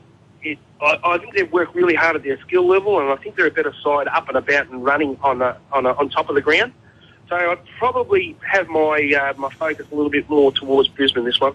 Fair enough. Yeah, I went and watched the Brisbane Adelaide game last weekend, and while I was happy to see Adelaide get over the top of them in the end, Brisbane didn't really have any standout performance in that match that could kick goals. Jonathan Brown looks tired. Is probably a fair assumption. Still got the skills. Still needs to knows where it needs to be. But the fact of the matter is that they had nothing there that could win them the game. In that last quarter, it was all Adelaide, and there was no spark for Brisbane to get up and about. And that's where I reckon Gold Coast will get over the top of Brisbane tonight. I think poor old Ablett's going to have to pull out an absolute blinder, but he very well could. And I'm picking the Suns. But it's these type of conditions that we got down south, Darren, where it's bucking down with rain. Yeah, that Ablett will probably shine. Yeah, and that's what I'm saying. If he pulls out a 50 possession match in the wet, 50 possession. Hey, it wouldn't be the first time he's done it. No pressure. Yeah. And the thing, the Suns always tend to lift at Metricon Stadium, even in the early years when they got the spoon and all the rest of it. They have this tendency to play pretty well at Metricon Stadium. I think they're a red-hot chance of this one. I think they'll probably win as well. We'll scoot through the rest of the round now, guys. Geelong Cats versus Carlton Blues, 7:40 p.m. at Etihad Stadium. Who are we tipping? Geelong. Craig? Yeah, I'm sorry, mate. I didn't know you were going to me. It's what you're here for, mate. That's why you're on the phone. Well, Carlton and who? Sorry, mate. I didn't get Geelong, mate. Geelong and Carlton. Yeah, look, I think I've changed my views about Geelong. The way they're playing, I thought the younger brigade probably hadn't had enough games at this stage, and but they're sort of carrying the side at the moment. They're younger no names, I suppose, obviously, and they've got a great top end. Selwood, is really, really flying at the moment. So I think Geelong will be way too good. Fair enough. Richmond Tigers up against the Western Bulldogs. Sorry, Dan, we won't have a lot of time to talk about this, but that's 1:10 p.m. tomorrow afternoon, Etihad Stadium. Darren, can your boys make it 3 in a row? Eat them alive, Tigers. They're on fire at the moment. Rewalt's kicking goals. The midfield's going great guns. Conchin's doing great things. Conker's out there. I'm having a ball. Just wait for him to tumble and end up 9. If I could slap you down this line, I would. All right, the big one on Sunday afternoon, as far as like the Victorian rivalries go, Collingwood up against Hawthorn, 3:20 p.m. at the MCG. Craig, who do you like, Collingwood and Hawthorn? Well, I think at the start of the season, I think we both, everyone in the studio thought that Hawthorn and Collingwood would be in the top 4, and nothing's really changed my mind. They've still got the strike power. Collingwood are slowly starting to get their top keys back. They've had a few injuries, and they're just slow. I think Daisy Thomas is back this week, and I just think they're probably the best credentialed side in the comp, and it's good to see Hudson playing his first game with Collingwood as a rookie. But, yeah, I think Collingwood on this one. Fair enough. And the final match of the round, Lee, I'll go to you with this one. 4:40 p.m. Eastern Standard Time at AAMI Stadium. It's Port Adelaide versus Adelaide Crows, mate. I think I know which way you're going to tip, but who's going to win this one, mate? Well, Adelaide last week weren't convincing, but they were good enough. Right. What we spoke about on the show previously with they had Tippett still chasing the ball too much. That was one of the keys. I think they've got this showdown match. It takes over Adelaide for a week. I mean, I was talking to some journo friends down there during the week, and I was talking to them about motorsport, and they're like, "Oh, next week we'll talk about it because this week it's all about the showdown. It's all about the showdown." I've already said to my wife that I've booked the TV for tomorrow afternoon. It's on the showdown. It's one of those matches where an Adelaide person, you always, if you're available, you sit down and you watch it, you go to it. I remember going to their first ever showdown back in the 90s, and Adelaide should win. Port Adelaide are up and about under their new coach Ken Hinkley. They've got Brett Renouf, who is making his debut back with the team this weekend. It's Adelaide just. Yeah. It will be an intense match. If you want to see an intense football match, watch Sunday afternoon. Club games that have an actual name for them, like the Showdown, they generally always deliver. That's the thing about them. So there's something to get excited about there. Craig, before we let you go, we'll shoot through the round 4 of the NEAFL. The Southport Sharks, mate, they're down in Sydney at the moment. They're taking on the Heels Eagle at 12 p.m. today. Yeah, look, they start at 12 o'clock, and I think the conditions going to be pretty good. We've given a few guys an opportunity to step up. We've brought some young kids through, which is good to see. Look, we've been on top of the ground and running it, and we've had some good wins over the last couple of weeks, so we're hoping to have another good one today. That's it. Aspley versus Broadbeach, mate, a team you guys beat pretty comfortably last week. That'll be 1:30 p.m. at Graham Road. How do you see that one going down? Well, Aspley, probably going to be the most improved side of the competition. They've recruited really well, but we're all quite surprised with Broadbeach, especially in the first half. So at the end of the day, I won't say no to Broadbeach because they did have that win up in NT. So they can play away from home, but you'd like to think that Aspley would be too strong. Fair enough. Mount Gravatt versus Labrador, 1:30 p.m. today at Cook Murphy Oval. Yeah, it's unfortunate both sides are sort of struggling in the way of their football this year. It's going to be hard, but they'll both be trying. It'd be really important for both sides to get a win. I think Labrador have probably just got a few too many guns for them, and I think they'll win. That's the stuff. Gold Coast Suns, Brisbane Lions will be the curtain raiser at Metricon Stadium, 4 p.m. tonight. Well, this will be a good game because you'll think that they will have the opportunity to load up as many players as they possibly can. So it would be a high-quality game, but unfortunately the weather's going to dampen a little bit. Probably the Lions, I'd say, in this situation. That's it. And finally, mate, Redlands versus Morningside, 1:30 p.m. tomorrow afternoon at Castex Park. Yeah, look, Morningside are in that rebuilding phase that a lot of clubs are at the moment. They've got a lot of young kids coming through. Redlands are pretty significant in the way of their players. They've gone through that situation. They've got some good young guys coming. So I'd probably say Redlands. Can I say a quick one there? Kev, you mentioned about the lead-up game to Brisbane and the Gold Coast Suns having the 4 o'clock game coming in. I think that's a great thing. I went to the Brisbane Adelaide game last week, and as I said, I went to a mate of mine who went with a mate of mine and his wife from. We grew up in Adelaide, and you had the reserves grade, and then you have the main game. And he said, "Oh, who's playing before?"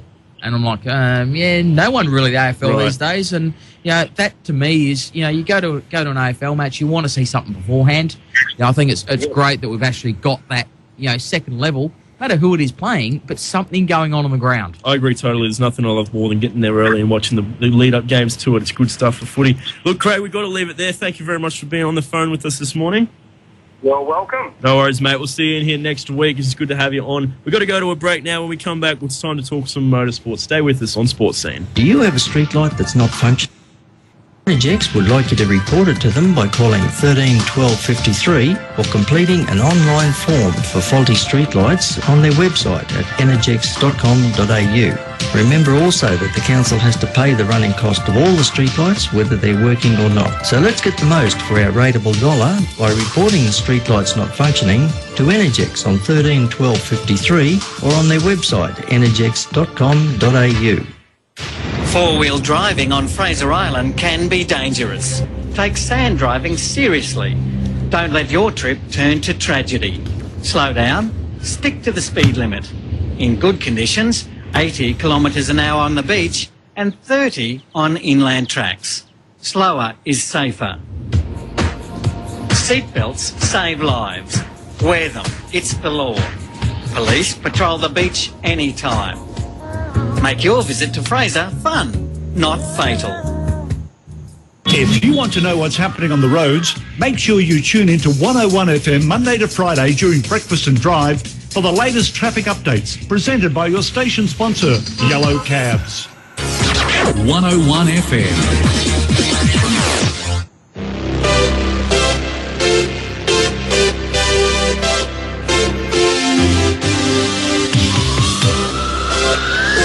Now it's back to Saturday Sports Scene on 101 FM. Welcome back to Sports Scene here on 101 FM. It's now 34 minutes past 9. Big thanks to Craig Crowley. Couldn't be in studio with us today, but it's great to have him on the phone for our AFL chat. It's Kevin Braysher, Ethan James, Lee Hanatscheck and Darren Madigan all still with you. Before we move on to the motorsport, something I should have mentioned when we're in the NRL on the Rugby League section of the show. Some big news coming out Bycroft Cup Gold Coast Rugby League this week. Sunday afternoon's grand final rematch between Tugun and Burleigh at Boyd Street, which will be at 2:45 p.m. The referee for that game will be none other than Hollywood Bill Harrigan, the most decorated and high-profile referee of all time in Australian Rugby League. No question about that. He will be the referee in the Bycroft Cup Grand Final rematch. Ethan, as a rugby league fan, a lot of people would love to just get out there, pay their $10 entry and give it to Billy Harrigan one more time. I'll give it to him personally. Pay $10 to watch Bill Harrigan referee run around. Bill's it's something I'm really looking forward to. I'll be down there covering that game for the Bycroft Cup. Something I'm really looking forward to. I know the players and the coaches and all the spectators, everyone's really looking forward. Basically just doing it as a favour to an old friend of his. No real associations with it. It'll be the first time he's refereed in Australia in almost 10 years. He's refereed some games up in Papua New Guinea, but yeah, it's a really good thing for the league. It was Backpay's news on the Gold Coast Bulletin through the week, and it's a good shot in the arm for the comp and something great to see for people if they want to get down and see the guy who sent off Gordon Tallis one more time. That's how I'll always remember him. I'm sure the match will be alright too. Oh, it'll be a great match. It's a really important match for both sides. Tugun yet to win a game this season. Similar situation like with the Bulldogs in the NRL, mate. Like the grand finals from last year, they need a win. Burleigh needs to bounce back from a loss to Balamba last week as well. So it'll be an absolute cracker down there at Boyd Street. Hopefully the weather clears up a little bit for it and it's not too wet because there's not a lot of cover there for me. No, I want to be undercover somewhere. Look, we're going to move on now to the world of motorsport. Yes, Darren, quickly. Just before you move on, mate, for our Bow Desert, Forest Lake and Jimboomba listeners, the great news through 17 holes, Jason Day has taken the lead in the Masters, the biggest tournament in the world. The Aussie, and which round are they up to at the moment, mate? This is the second round, and he's 6 under for the tournament, 1 stroke ahead of Fred Couples and Mark Leishman. That's it. Oh, awesome. Hopefully you can hold on for a little bit longer there. We move now to the world of motorsport. We touched on it at the top of the show. There's an F1 race this weekend, but all we're talking about at the moment, for the time being at least, Seb Vettel reignites the feud between himself and Mark Webber. He's basically said that Mark Webber deserved to be passed from. He didn't deserve his help in Malaysia. Some of the things he said, he says there was more than one occasion in the past when he being Mark Webber, when he could have helped the team, but he didn't. When asked if that was why he ignored team orders, he said indirectly so. He still claims he didn't understand the order, but said he would probably do it again. And I'll tell you what, he had a real smirk on his face the whole time while he was answering these questions. Lee, first of all, I want to ask you, what is one of these more than one occasions when Mark Webber could have helped the team but didn't? I mean, there was a time back, I think it was the British Grand Prix 2 years ago, and also last year at the Brazilian Grand Prix. He probably didn't make. What he didn't do was make it easy for Vettel. Right. No, he didn't make it easy. And Vettel was asked yesterday if it was payback for Webber sort of harassing him in the British Grand Prix 2 years ago, or tussling with him in the last year's Brazilian Grand Prix when Vettel was fighting for the World Championship with Alonso, and he was asked sort of if it was payback. His words, you could say that indirectly, and then he goes on in that presser to say things like, on the one hand, I think I'm the kind of guy that sort of respects team decisions, but on the other hand, Mark is not the one that deserved it at the time. So I'm tipping that these two blokes won't be having breakfast together at the racetrack this weekend. No Christmas cards either? Or? No Christmas cards, no birthday presents, nothing between the pair. It's just icy, isn't it? It's something you don't see very often in team sports, is where two teammates get this publicly icy about it. That's the big thing. I mean, Darren, we go back in the days of the Senna and Prost, those blokes, they hated each other, but they had a respect for each other. They did. In terms of their ability on the racetrack. And that's probably, something that Darren mentioned a couple of weeks ago, Red Bull need to look at how McLaren handled that situation. Guys, here's a quote. Here's a wonderful quote for you, Lee. It's from John Watson, former great Grand Prix driver for McLaren. He was surprised by, as we all were, by Vettel's furrowed brow outburst on Thursday. This is from GrandPrix.com, I should say. He apologised, this is quote unquote, he apologised profusely in Malaysia. Now he's gone back on it, he told the Telegraph. It's as though Bambi has turned into a werewolf. Some F1 purists are fond of ruthless win-at-all-cost greats, but Watson said Vettel's nastiness had been unseemly. I've tried to lead my life with certain values in place, and the way Vettel has behaved makes me think, I don't like you, the Briton admitted. And I would say that's how a lot of people feel right now, and that's my bit at the end.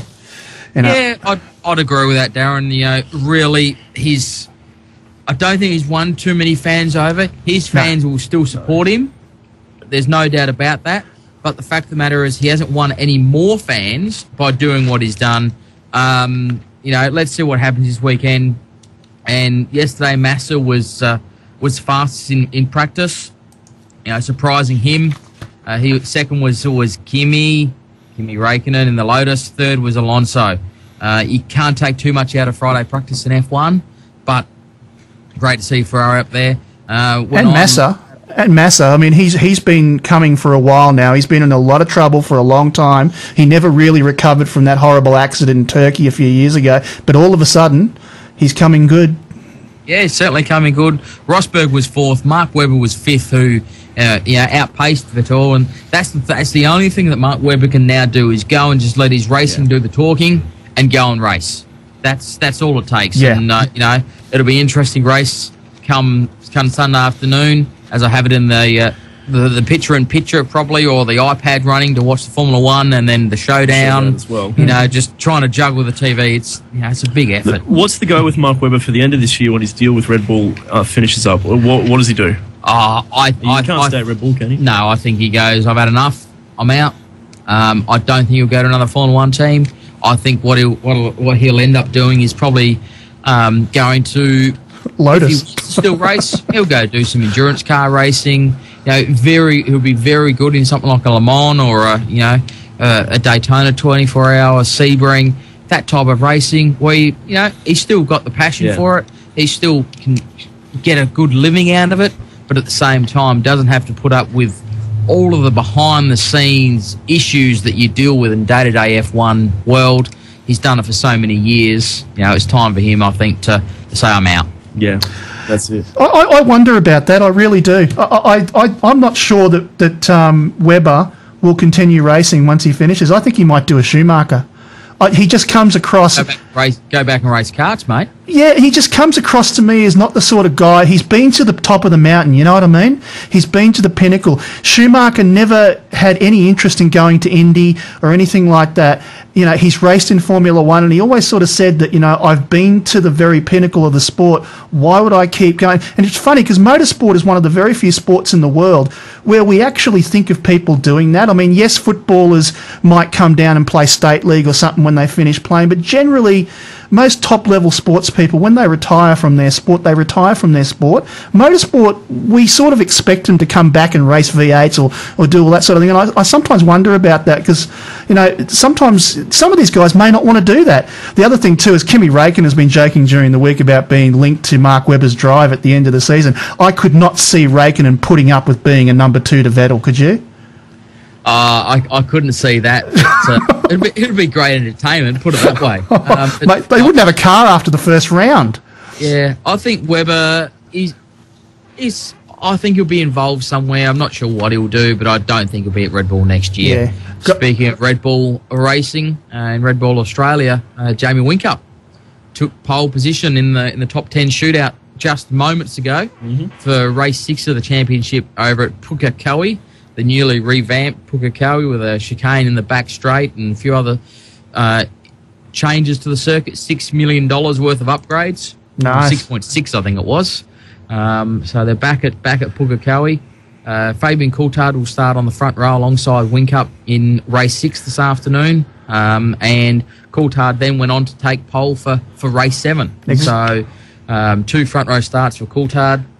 Mark Winterbottom will start from position number 3 in the first race today, and 5th in the second race. Scott McLaughlin, a standout performance once again. He qualified 5th for today's first race in the shootout in the Gary Rogers Motorsport outfit. Sensational. Scott is a native Kiwi and been living in Australia for the last 6 or 7 years, if not longer, and certainly a great young kid. Great to see him in the top 10 both races today, 5th and 9th respectively. Coulthard, he's on a roll. Yeah. He, won 2 races last weekend at the Microsoft Office 365. Great to see that, V8s have got some NASCAR type names going on with their rounds now. Coulthard, Brad Jones Racing, very, very strong at the moment in their Holdens. Lowndes will start on the front row alongside of him in race 7 today. Whincup and Davison, in the way of Will Davison, will start from the second row. All of the action this afternoon on 7/7 mate, depending on where you're watching from. That's it. We've got to go to a quick break now. We'll wrap up the motorsport discussion. We come back from racing discussion. Almost. When we come back from the break, we'll also hit up some netball and a bit of Super 15 rugby as well. So stay with us here into the home stretch of Sports Scene. Hi, this is Eric Banner, patron of the Australian Childhood Foundation. There were over 300,000 reports of children being abused in Australia last year alone. It's a problem we have to face up to. Child abusers are counting on you to do nothing. But there is something you can do. By going to stopchildabusenow.com.au, you can find out how we can help protect our children. So please, stop doing nothing. Veterans, their partners and war widows may be eligible to receive assistance from the Department of Veteran Affairs for one-on-one exercise conditioning and or rehabilitation programs with a doctor's referral to an exercise physiologist. Veterans who hold gold or white BVA pension cards and who reside in the Logan City area are encouraged to telephone Rebecca on 0437 542 095 for more information. If you want the latest and best movies on the big screen, plus a delicious morning tea, all for a very low admission price, then you must come along to the 101 FM monthly movies at station sponsor, the Hyperplex Cinemas Logan Home. Keep listening for details of the next screening and then join us, Logan City's 101 FM. 101 FM. You're listening to Saturday Sports Scene on your station, 101 FM. Welcome back to Sports Scene here on 101 FM. It's 14 minutes to 10. Your next fresh news update coming up at the top of the hour. It's Kevin Braysher, Ethan James, Lee Hanatscheck and Darren Madigan all with you. We just got to wrap up the motorsport discussion. A big deal landed here for Ryan Briscoe, mate, in the Indy cars. Yeah, great to see Ryan Briscoe's got a drive for the Indy 500. My initial sources had it as he was going to drive another third or fourth Team Penske outfit. But news literally just came through. It hasn't officially been announced yet, but it's been leaked on the wires that he's joining Chip Ganassi's outfit, which is really like, if you could put it in football terms, it's like a Carlton player going to drive for Collingwood. And, they're the two powerhouses of American open wheel racing over the many, many years of Roger Penske versus Chip Ganassi. And now, Briscoe out of a full-time ride, basically due to financial difficulties in the United States and not being able to find sponsorship for his entry under the Penske banner, is now gone to drive for Ganassi for this one-off Indy 500. The jewel in the crown when it comes to any type of IndyCar / open wheel racing. It's one of the must attend events. Absolutely right. Look, Darren, we've got to move on now. That'll wrap up the motorsport for the moment. We're going to move now to the world of netball. We'll go straight to the ANZ Championship Round 4 getting underway this weekend. Start with the Adelaide Thunderbirds up against the West Coast Fever. That's tomorrow afternoon. Adelaide Thunderbirds against the West Coast. Adelaide Thunderbirds at the moment are sitting in 5th spot. It's a 5th versus 4th clash. Going to be a great match, actually. The West Coast Fever have been looking good, but I'm going to tip the Adelaide Thunderbirds. Their Central Pulse are at home to the Southern Steel, and all New Zealand match there. I think I'm probably going to be looking at the Pulse on that one. Melbourne Vixens have the bye along with the Waikato Bay of Plenty Magic, so the two probably best teams in the comp are sitting not playing this weekend. The Tactics against the Northern Mystics. I don't think you can go past the Mystics against the Tactics there. Queensland Firebirds on tomorrow. That's right, tomorrow evening at 20 to 8 at the Sydney Olympic Park Sports Centre. And at the moment, it's pretty hard to tip against the Firebirds at the moment. As far as the local comp is concerned, we get back underway next Wednesday. Kedron Wavell Services Club Cougars up against the development squad, and then the following Saturday we'll have the Steel Cats and the Jags up in Townsville, and Wildcats playing the Lions, and the Tigers playing the Lynx. And just off topic for a second, I can tell you in NASCAR qualifying, they're in smack bang in the middle of it. Kurt Busch is currently leading from Marcus Ambrose's teammate Eric Almirola, and Ambrose any minute now should be actually doing his flying lap as well to do the qualifying there. So that brings you up to date on what's happening there. Just dropping quickly back to netball, I spotted on SBS2 during the week, just flicking through the channels, and came across the final parts of a game. I can't even tell you what teams they were playing, but Irene Van Dyke was basically going off about the physical aspects of the match. What can you tell us quickly about that? Yeah, Waikato Bay of Plenty Magic, that's Irene Van Dyke. I mean, they're everyone's having a go at Laura Geitz from the Queensland Firebirds for being too physical from a match that was played a week or two ago. It really is a bit silly. And as our good mate Damien Stannard, I think, from the Courier Mail, put an article in the paper saying, "Is this the face of a thug?"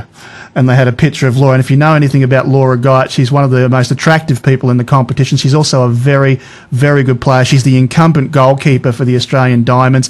They're worried. There's a lot of traditionalists that are worried that the game is getting too physical, but I've got news for those people.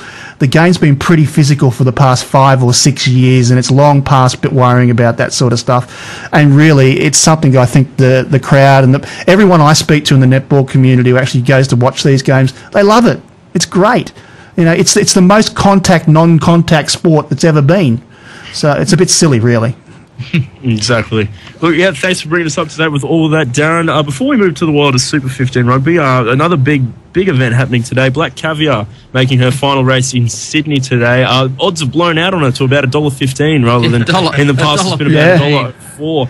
But yeah, Black Caviar on pretty much a national tour, last races around. She's going for 25 straight. Darren, it's a the Melbourne Cup is the race that stops the nation. The nation seems to stop and pay attention every time Black Caviar races anyway. Look, she's being regarded right now as the best female sprinter in the world, and probably certainly ever. She was Australia's top sportswoman for calling Daily Telegraph from last year. Well, they were, but I can tell you too, I mean, because I don't sleep, overnight, Al Jazeera, the BBC, everybody is talking about this story.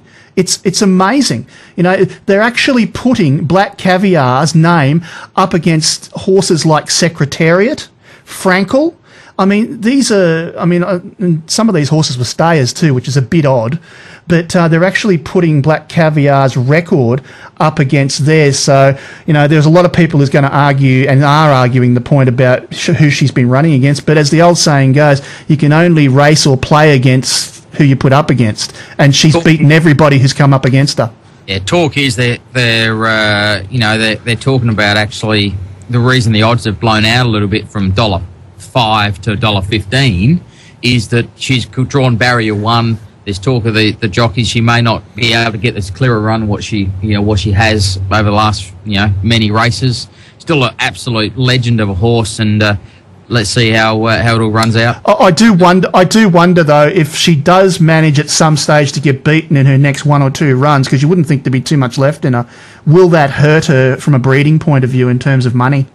I mean, No. her little brother, I think, or something, went for $5 million during the week, didn't it? Half brother or something like that. Yeah. It was $5 million during the week and hasn't even been shown at all, but just the breed. So, good luck to her connections today. Right, and just to follow up on the NASCAR too, Marcus Ambrose has done his qualifying lap. He's currently sitting third. He was the fastest in practice there at Texas, by the way. It's a 1.5 mile oval. Kurt Busch currently sitting on provisional pole. Yeah, that's it. Look, we'll move now to the world of rugby union. Plenty happening in the ninth round of the Super 15, but the big thing at the moment is the talk. The Australian Wallabies have named a 30-man squad as a sort of a developmental type of camp thing that's coming up. Exactly what it is, I can't really be totally positive, to be honest with you, but basically it's preparation for the Lions tour coming Bonding. up. Get enough people in there, get them into the ideas and buying into it. The big talk, there's a few guys that have been left out of that lineup. Curtly Beale, Drew Mitchell, Nick Phipps, Kepu Kepu, but the big one, Quade Cooper's been left out of the side, left out of the squad for this camp. Look, how do we read into this? We all know what happened at the back end of last year between Cooper and Robbie Deans. Eddie Jones has written an article for the News Limited in the past couple of days. It's just come out today. Look, basically insinuating that Robbie Deans has got a bad history in the past of letting personal feuds get in the way of his sides, and that he hopes it isn't the case of what's happening now between him and Quade Cooper, because in his opinion, Quade Cooper and Curtly Beale are clearly the best fly halves in Australia. Yeah. Look, how do we read this situation? We're talking about the relationship between Vettel and Webber. Obviously, this isn't as icy as that, but it appears that there is some trouble and definitely some friction between the two. It looks like it, doesn't it? There's also another aspect to that article you're talking about too. I'm just wondering how unseemly is it that a former Wallabies coach is talking about in that way about a current Wallabies coach, but I guess that's another discussion. The nature of the beast, though, isn't it? Yeah, I suppose so. It just looks a bit off. That's all. But look, really, is it? Who was involved? I think the other thing, you and I talked about this before we went on air, but I've had a bit of a think about it since. Who's actually doing the selection? So, I mean, does Robbie Deans actually have a say in the selection process? Or does he just do what a lot of sports do and he's given a team to coach? Surely he's got some input, you would say. I don't think, as I say, what you say probably is correct, where he doesn't have the whole in solely, this is who I want in my side, but surely he's got some sort of influence knowing that he's got to work with his cattle and prod the cattle in the right direction. Well, it's like any situation, I guess, with representative teams where there's selectors that have the say, but if the coach doesn't want the player's not there. And that's what it comes down to. Yeah. The reality with these guys is that they haven't had a great relationship in this time. Cooper has not played his best rugby underneath Robbie Deans. But Robbie Deans is under a lot of pressure. He's got to do what he thinks is best for the team. He's given some other blokes a go. Beric Barnes is in that squad. He's only played about 16 minutes of footy so far this year. He's been out injured a lot. He came straight back in. James O'Connor's in the side as well as Christian Liliafano from the Brumbies. It does...